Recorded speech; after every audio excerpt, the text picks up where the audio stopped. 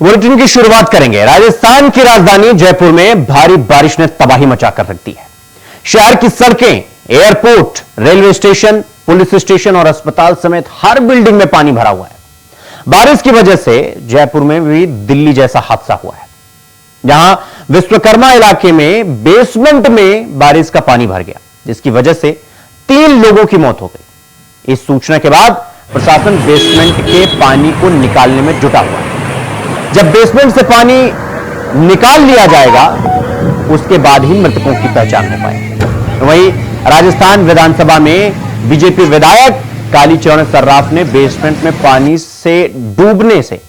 में डूबने से 3 लोगों की मौत का मुद्दा उठाया। तो वहीं मुख्यमंत्री भजनलाल शर्मा ने हादसे का संज्ञान लिया है और जान गंवाने वाले 3 सदस्यों के परिवार को 5-5 लाख रुपए की सहायता राशि देने की घोषणा की है। इसके साथ ही उन्होंने अधिकारियों को निर्देश दिए हैं कि आम जन की तुरंत सहायता की जाए और किसी भी प्रकार की लापरवाही ना बरती जाए। आपको यह बता दें कि इंडिया वॉइस ने कल ही कोचिंग इंस्टीट्यूट में इंतजाम न होने को लेकर यह खबर बड़े ही प्रमुखता से चलाई थी और कुछ ही घंटों बाद यह घटना हुई जब इंडिया वॉइस ने इस खबर को चलाया था और सचेत किया था कि दिल्ली जैसी घटना फिर हो सकती है, क्योंकि बारिश का पानी कुछ उसी तरीके का नजारा देखने को मिल रहा था जैसे दिल्ली में देखने को मिल रहा था। तो सवाल ये, इस हादसे का जिम्मेदार कौन?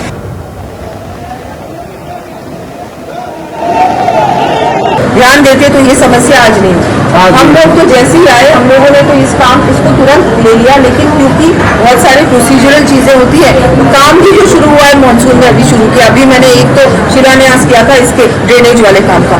बाकी काम मेरा यही था कि मानसून के बाद तुरंत शुरू करेंगे ताकि नेक्स्ट मानसून से ये प्रॉब्लम नहीं आए। पूरे जयपुर में हम लोग इस पर ध्यान देंगे। जो कि वाटर पंपिंग मशीन है ना, वो भी हम लोगों ने अभी एक्स्ट्रा प्रोक्योरमेंट की बात की है कि उसमें भी थोड़ी सी कम है जयपुर में। वो भी अगर हो जाएंगे तो ये जैसे ही पानी भरता है हर विधानसभा क्षेत्र में अगर अवेलेबल होगी तो उसको तुरंत वहां ले जा सकते हैं। पूरी तरह से हमारी सरकार, हमारे मुख्यमंत्री जी चिंतित हैं। हम लोग इस पे तुरंत काम कर भी रहे हैं और आगे भी करेंगे।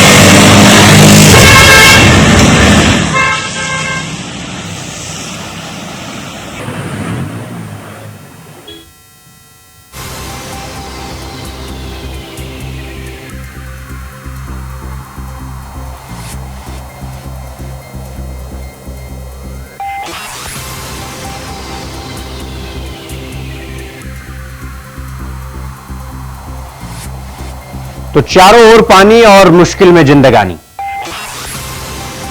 जयपुर में दिल्ली जैसा हादसा और इंडिया वॉइस ने लगातार इस खबर को उठाकर सचेत किया था।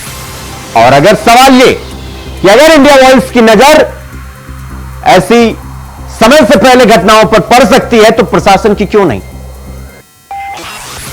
नगर निगम की क्यों नहीं?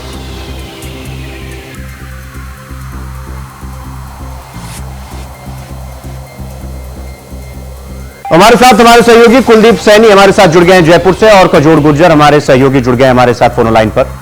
कुलदीप, मैं आपके पास आ रहा हूं। कुलदीप, जिस तरीके से दिल्ली में घटना घटी थी, हूबहू वही घटना जयपुर में घटती है।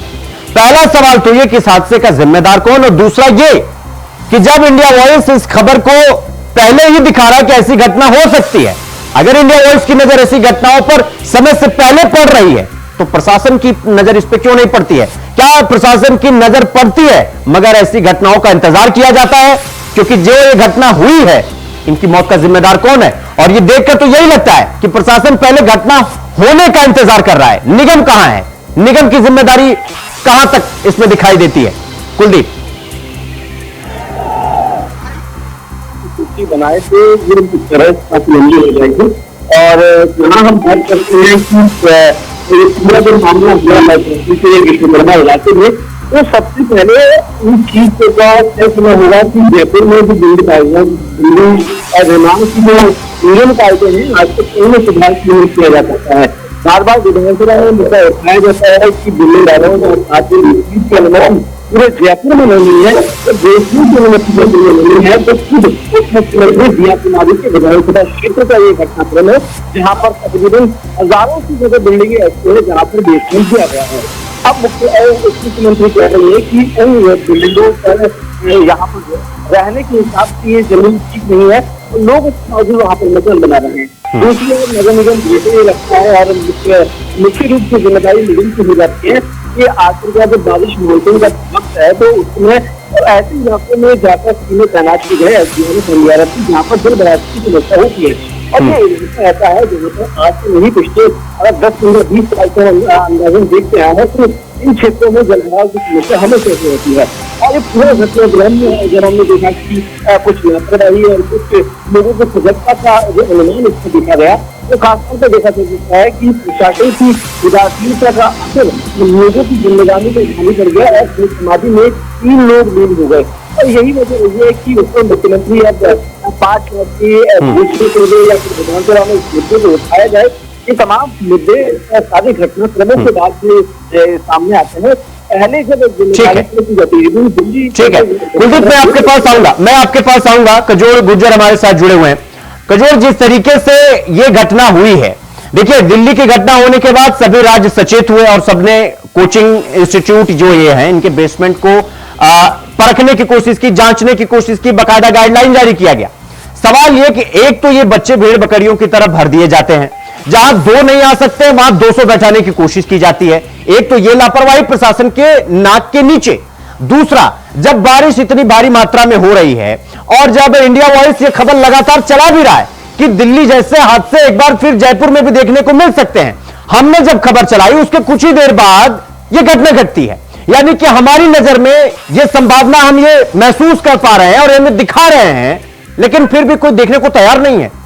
क्या इन बच्चों की मतलब एक तरीके से यह कहा जाए कि अनइंटेंशनली इनका मर्डर किया जा रहा है?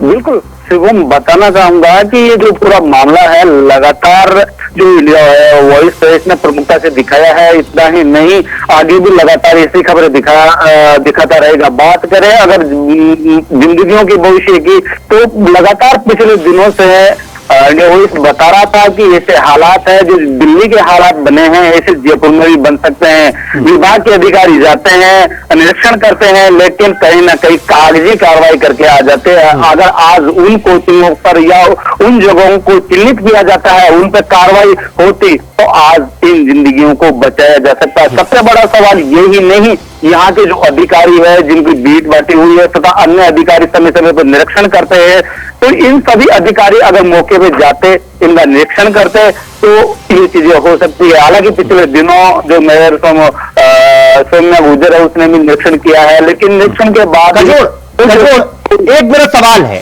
सवाल ये कि ऐसी घटना एक तो पहले नहीं देखी जाती है, जब ये घटना घट जाती है उसके बाद सरकार से लेकर प्रशासन तक सब कोई नजर अपनी गड़ाए बैठते हैं, फिर 5-5 लाख रुपए उनको दे दिया जाता है। क्या सिर्फ इन जो छात्र हैं, जो विद्यार्थी हैं, इनकी मौत की कीमत दी जाती है इनको? क्योंकि घटना से पहले प्रशासन, नगर पालिका, नगर निगम ये सब कोई भी ध्यान नहीं देते ऐसी घटनाओं पर, और जब ये घटना घट जाती है उसके बाद भी ये दिखाई नहीं देते। बाद में फिर उनके जो शव हैं उनको ढूंढने के लिए ये बड़ी तत्परता से लग जाते हैं। यानी कि मतलब जिम्मेदार कौन है, उसकी जवाबदेही कौन तय करेगा, ये कौन जिम्मेदारी लेगा इसकी? भाई इन 3 मौतों का जिम्मेदार कौन है? कजोड़।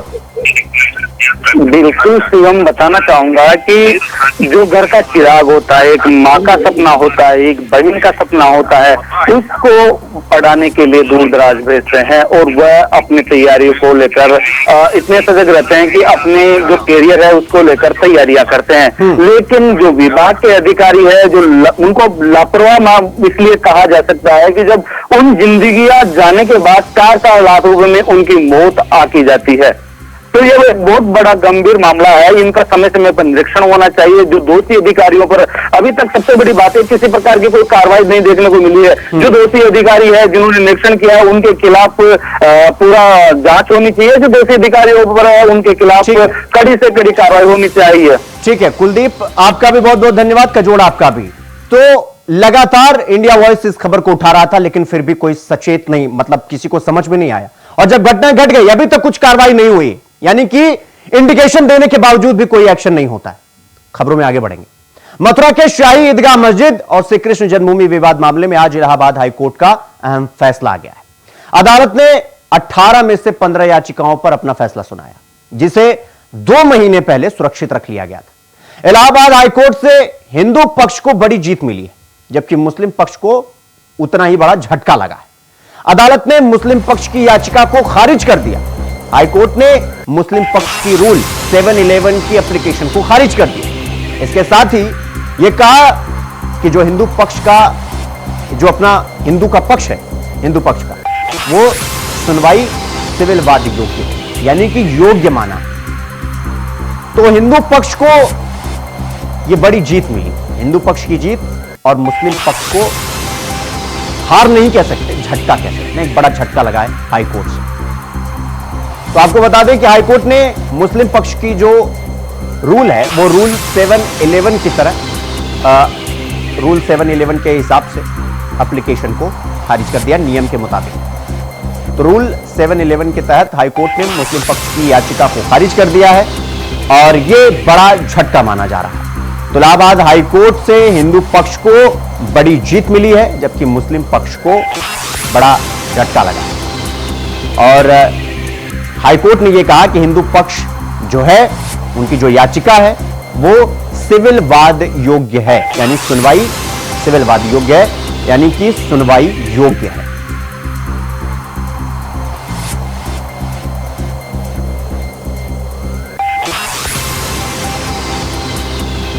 इसके बाद पर हमारे साथ हमारे सहयोगी शोएब रिजवी हमारे साथ प्रयागराज से जुड़ गए हैं और मोहम्मद फारूक हमारे साथ जुड़ गए हैं मथुरा से। शोएब, मैं सबसे पहले आपके पास आऊंगा। देखिए, अभी लगातार हम चर्चा कर रहे थे कि क्या फैसला आएगा, लेकिन फैसला तो आ गया, यानी कि हिंदू पक्ष की बड़ी जीत हुई है इसमें। शोएब, बिल्कुल ये कह सकते हैं, क्योंकि जो उनकी डिमांड थी, ये जो उन्होंने अलग अलग उनकी 18 याचिकाएं थी सिविल वाद जो उन्होंने दायर किया था, उसमें तमाम बिंदुओं पर उन्होंने सवाल किए थे, जिस पर एक तरह से कानूनी प्रक्रिया के तहत सुनवाई होनी थी, लेकिन मुस्लिम पक्ष ने इसे इलाहाबाद हाईकोर्ट में चैलेंज किया था और इन याचिकाओं की जो डिमांड है उसकी पर सवाल उठाया था। उनकी तरफ से कहीं ना कहीं वर्षित एक्ट का रेफरेंस देते हुए कहा गया था कि ये याचिकाएं सुनने योग्य नहीं है, और इसी एक बिंदु पर इलाहाबाद हाईकोर्ट ने आज बड़ा फैसला सुनाया है। और जो हिंदू पक्षों की दलील थी, उनकी तरफ से जो कहा गया था कि नहीं ये याचिकाएं सुनने योग्य है, उसे कहीं ना कहीं स्वीकार कर लिया है। तो ये कह सकते हैं कि एक पहला कदम है जो हिंदू पक्ष की तरफ से, जो उनकी तरफ से कोशिश की गई थी, मुस्लिम पक्ष ये चाहता था। शोएब, एक सवाल ये है, देखिए एक सवाल ले लेता हूं, फिर मैं अपने सहयोगी के पास जाऊंगा। शोएब, सवाल ये कि देखिए हाईकोर्ट ने रूल 711 के तहत मुस्लिम पक्ष की याचिका को खारिज कर दिया, ये कहते हुए कि हिंदू पक्ष की जो याचिका है वो सुनने योग्य है, वो सिविल वाद में है और वो सुनवाई होगी, यानी हिंदू पक्ष की जीत तो हुई। सवाल ये कि अब मुस्लिम पक्ष के बाद अब अगला फैसला क्या बनता है, वो आगे क्या कुछ स्टेप ले सकते हैं अब आगे? देखिए, इसमें दो चीजें एकदम साफ हैं। एक तो ये कि अब इस मामले की सुनवाई 12 अगस्त से शुरू हो जाएगी, यानी ये सिविल वाद 18 अलग अलग याचिकाएं हैं, उसकी सुनवाई अब शुरू हो जाएगी 12 अगस्त से। एक पहलू तो ये मुस्लिम पक्ष के लिए ये मौका जरूर है कि वो इसको चैलेंज कर सकता है, वो सुप्रीम कोर्ट भी जा सकता है, क्योंकि हाई कोर्ट का जो ऑर्डर है उसकी पूरी कॉपी देखने के बाद जो उनकी लीगल टीम है वो उस पर मंथन जरूर करेगी।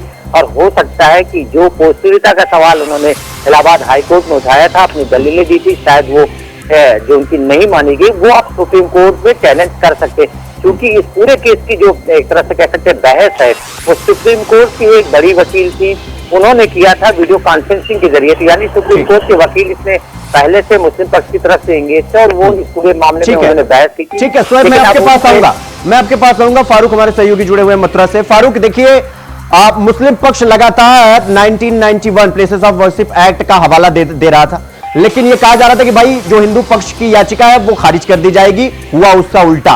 रूल 711 के हिसाब से मुस्लिम पक्ष की याचिका को खारिज करके हिंदू पक्ष की याचिका को सुनवाई योग्य हाईकोर्ट ने बताया। सवाल यह कि इस पूरे मामले में मुस्लिम पक्ष के वकील का कोई बयान अभी तक सामने निकल कर आया नहीं कि आगे वो क्या करेंगे, आगे उनके पास क्या कानूनी रास्ते बचते हैं जिससे वो अब आगे बढ़ेंगे। फारूक जी बिल्कुल शिवम, ये जो है प्लेसेस ऑफ वर्शिप एक्ट 1991 का जो है उसका मुस्लिम पक्ष ने लगातार हवाला दे रहे थे, क्योंकि यहाँ पर जो 18 वाद मथुरा में दायर हुए थे वो 18 वादों को सबसे पहले इलाहाबाद में हाईकोर्ट में ट्रांसफर हुए थे।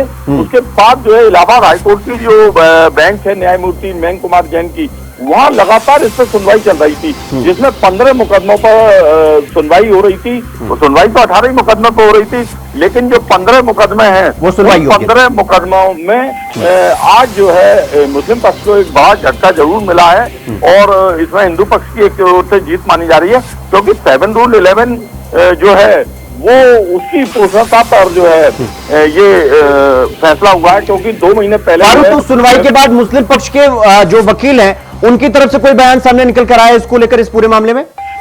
जी शिवम, बिल्कुल अभी कोई बयान उनकी तरफ से जारी नहीं किया गया है, ना मुस्लिम पक्ष ईदगाह कमेटी की ओर से बयान जारी किया गया है, न उनके वकील द्वारा भी कोई बयान जारी किया गया है। हालांकि उम्मीद लगाई जा रही है कि जो लीगल टीम है उनकी, उस पर जो है वो देखेंगे, और ऑर्डर शीट को पूरा पढ़ने के बाद में उनके यहाँ मंथन होगा, और मंथन करने के बाद में देखते हैं कि वो आगे सुप्रीम कोर्ट जाते हैं या इलाहाबाद हाई कोर्ट की डबल बेंच में जाते हैं। ठीक है फारूक, मैं आपके पास आऊंगा। सोहेब, मैं आपके पास आ रहा हूं। देखिए, अब तो हाई कोर्ट से तो मुस्लिम पक्ष को एक झटका, ये झटके के तौर पर लगी गया है। सवाल यह कि अब उनके पास अगला क्या रास्ता है? क्या वो सुप्रीम कोर्ट का रुख करेंगे, या फिर वो और कानूनी दांवपेच खेलने की कोशिश की जाएगी और अभी और इसमें आगे सुनवाई हो सकती है? देखिए, निश्चित तौर पर सुप्रीम कोर्ट जाने के लिए उनके पास बहुत से कारण है। वो इससे पहले भी सुप्रीम कोर्ट इस तरह के मामले में जा चुके हैं, और वहीं से जो इसका कुछ कमिश्नर के जरिए सर्वे कराने की डिमांड थी, वो कहीं ना कहीं सुप्रीम कोर्ट से ही इससे ऑलरेडी चल रहा है। जबकि हिंदू पक्ष की तरफ से आज ये कहा गया कि वो उस स्टे को भी खत्म कराने के लिए सुप्रीम कोर्ट से जाएंगे। ठीक है। सोहेब, आपका बहुत बहुत धन्यवाद हमसे जुड़ने के लिए। फारूक, आपका भी बहुत बहुत धन्यवाद हमसे जुड़ने के लिए और इस खबर पर जानकारी हमारे साथ साझा करने के लिए। तो बुलेटिन में फिलहाल के लिए बस इतना ही। देश और दुनिया की तमाम खबरों को देखने के लिए देखते रहिए इंडिया वॉइस। नमस्कार।